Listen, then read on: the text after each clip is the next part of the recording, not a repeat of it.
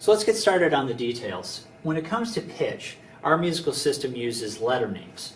A, B, C, D, E, F, G, and then we basically start over.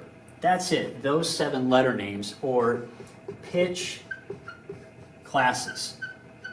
And the idea of a pitch class is the idea that an A in our system is somehow related to any other A in the system.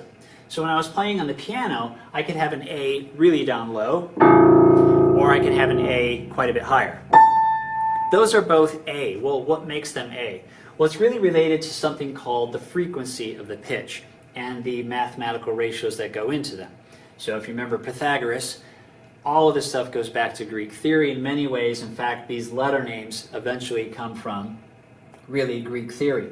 But the difference between an A down low and an A up high, or a D or a C in different ranges, has to do with the mathematical ratios. And really quickly, what it has to do with is this A here is said to be, the string is vibrating the air at 440 times per second. And that creates this pulse in your eardrum, and you hear this note, A. Well, this A down here is vibrating half as much, 220 times per second.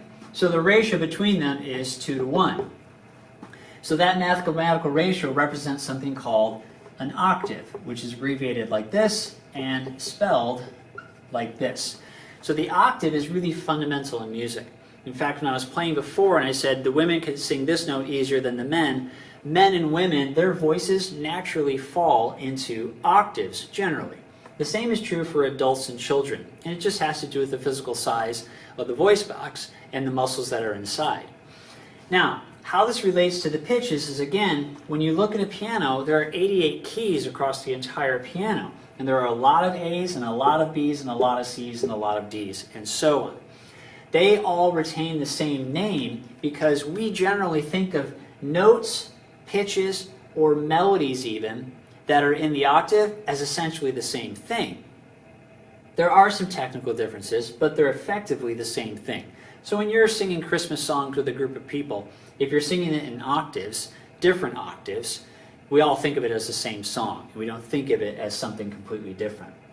So music is based on these 7 letters, which represent pitch classes again, and pitch class means they're octave equivalents. We think of any E as essentially the same type of E, and so they're going to work together in scales and chords and melodies and harmonies later on that we'll get into. Now, let's take a look at the keyboard.